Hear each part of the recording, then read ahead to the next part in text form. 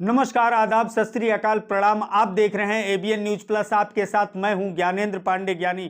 उत्तर प्रदेश के अयोध्या जनपद में पिछले एक पखवाड़ा पहले 7 वर्षीय बच्ची के साथ हुए सामूहिक दुराचार और उसके बाद उसके पिता की सदमे से मौत, बावजूद इसके प्रदेश सरकार द्वारा कोई कदम न उठाए जाने से लेकर के आक्रोशित आज ब्राह्मण समाज के लोगों ने अंबेडकर नगर कलेक्ट्रेट कार्यालय के सामने जम करके धरना प्रदर्शन किया और सरकार के खिलाफ अपना गुबार निकाला। क्या कुछ कहते हैं प्रदेश अध्यक्ष और ब्राह्मण समाज के अन्य नेतागण, यह बताएंगे। हम आपको लेकर के चलना चाहते हैं सबसे पहले अंबेडकर नगर कार्यालय। भगवान परशुराम की जय, ब्राह्मण समाज जिंदाबाद जिंदाबाद जिंदाबाद, ब्राह्मण पुलिस हाय हाय हाय, पुलिस हाय हाय। भाई ये यहाँ पे एक छोटी सी बालिका, 5 साल की बालिका को बलात्कार हो जाता है और कल माननीय मुख्यमंत्री जी अयोध्या गए भी थे।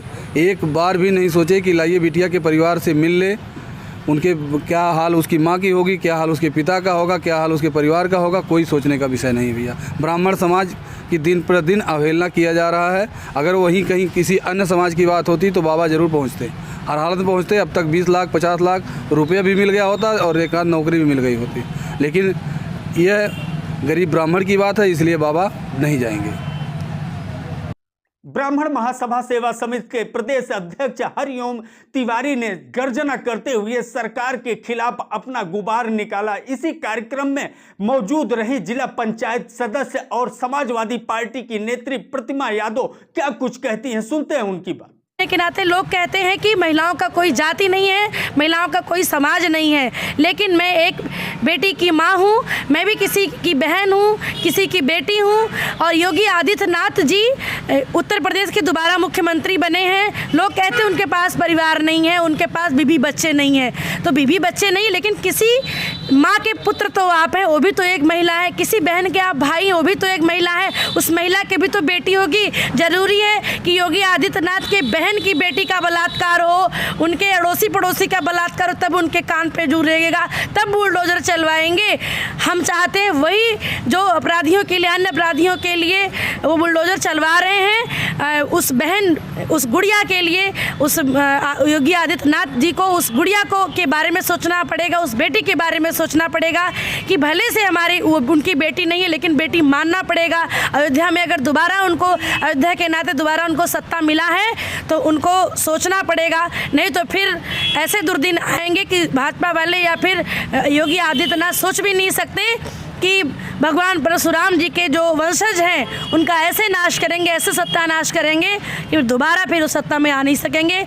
अभी ब्राह्मणों के इस धरना प्रदर्शन में सुर मिलाते हुए अन्य जाति के लोग भी शिरकत किए हुए थे। उन सब लोगों ने जय परशुराम का जय घोष करते हुए गुबार अपना निकाला प्रदेश सरकार के खिलाफ। क्या कुछ कहते हैं राजेश कुमार त्रिपाठी, जो ब्राह्मण संगठन के ही प्रदेश अध्यक्ष हैं, सुनते हैं उनकी बात।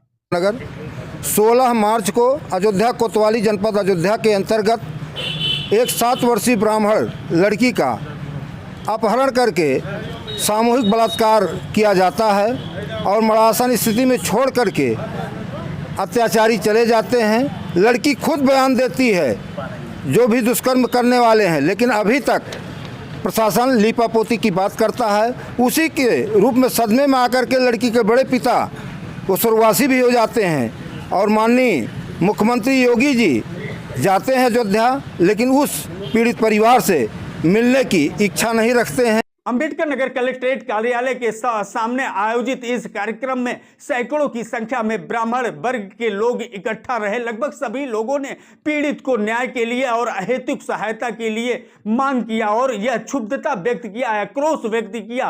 प्रदेश मुख्यमंत्री योगी आदित्यनाथ का दौरा अयोध्या जनपद में हुआ था, लेकिन उस परिवार का कुशल क्षेम नहीं पूछा। इस बात को लेकर के ब्राह्मणों के अंदर आक्रोश देखा गया। आज के इस कार्यक्रम में धीरेन्द्र त्रिपाठी के अलावा विपिन मिश्र, पंडित अभिनव मिश्र, सुनील मिश्र, अमित तिवारी, विशाल तिवारी, अखंड ज्योति पांडे के अलावा ढेर सारे ब्राह्मण वर्ग के लोग मौजूद रहे। एबीएन न्यूज प्लस के लिए मैं ज्ञानेंद्र पांडे ज्ञानी, अंबेडकर नगर।